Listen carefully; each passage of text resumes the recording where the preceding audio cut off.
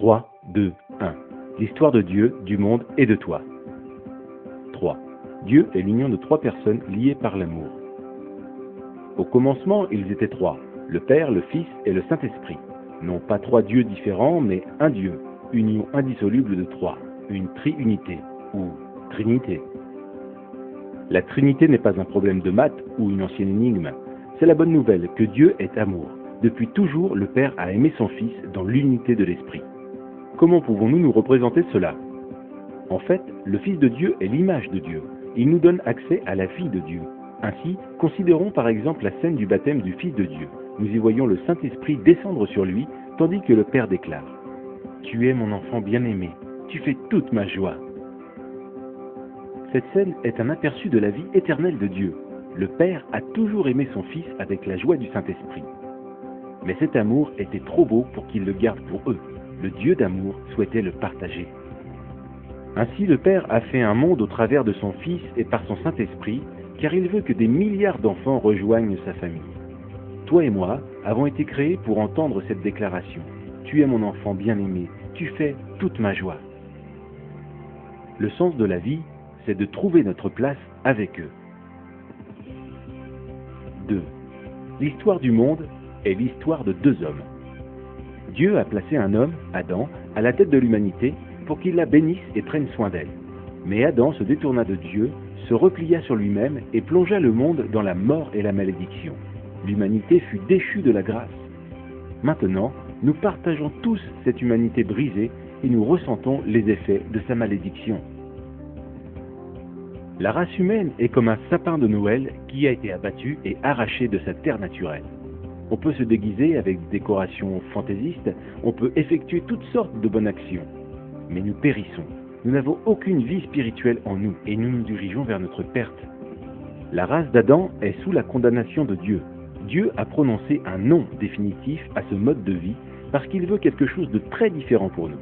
Il veut que nous trouvions tous la vraie vie dans un second Adam. Jésus-Christ. Le Fils est venu sur terre en devenant un simple homme et fut nommé Jésus. Il est entré dans notre monde brisé et a pris en charge notre cause perdue.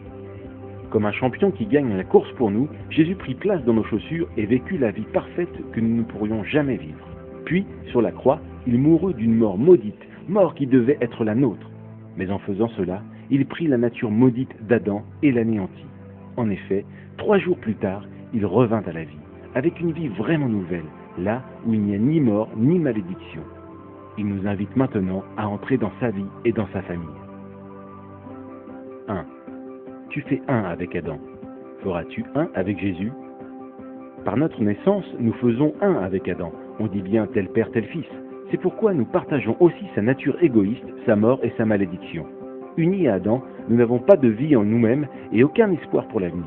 Mais Jésus vient pour offrir une incroyable union avec lui. Telle une branche de sapin de Noël, nous pouvons être coupés de l'arbre Adam et greffés à l'arbre Jésus-Christ. Pensez aussi à une autre image d'union. Nous pouvons faire un avec Jésus comme dans un mariage. Imaginez un mariage entre un prince et une mendiante. Elle est sale et pauvre, avec un nom honteux et un avenir sans espérance. Pourtant, le prince l'aime et s'offre à elle dans le mariage. Dès qu'ils sont unis, que se passe-t-il? Le prince prend toutes les dettes de son épouse et elle reçoit toutes les richesses de son prince. Il couvre son nom honteux et lui donne son nom. Elle est invitée dans sa vie, sa famille et son héritage. Grâce à son prince, elle peut appeler le roi papa. Et tout cela grâce à leur union conjugale. C'est exactement la même chose avec Jésus. Si nous le recevons, tout ce qui est nôtre, notre péché, notre malédiction deviennent siens. Il paie le prix de tout cela sur la croix. Et tout ce qui est sien, sa justice, son héritage, deviennent nôtres. Si nous faisons un avec Jésus, dès maintenant nous sommes adoptés dans la famille. Son esprit devient notre esprit, son Père devient notre Père. Nous appartenons à ses frères et sœurs dans l'Église, nous prions le même Père et l'entendons exprimer son amour pour nous par ses paroles. Tu es mon enfant bien-aimé, tu fais toute ma joie. Ce sont nos privilèges maintenant, et quand Jésus reviendra, nous participerons aussi à sa vie physique et immortelle. Il ramènera nos corps à la vie et créera un monde nouveau, juste et droit. Ce jour-là, Dieu jugera le monde, confirmant à jamais son non à Adam. et son oui à Jésus-Christ.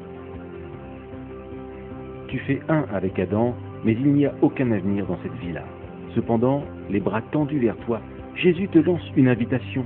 Il s'offre à toi, te donne sa vie même, sa famille et son avenir. Il est à toi si tu veux l'inviter dans ta vie. Fais un avec Jésus. Les trois t'invitent dans leur cercle d'amour. Les deux déterminent le monde. Veux-tu faire un avec le Fils de Dieu ?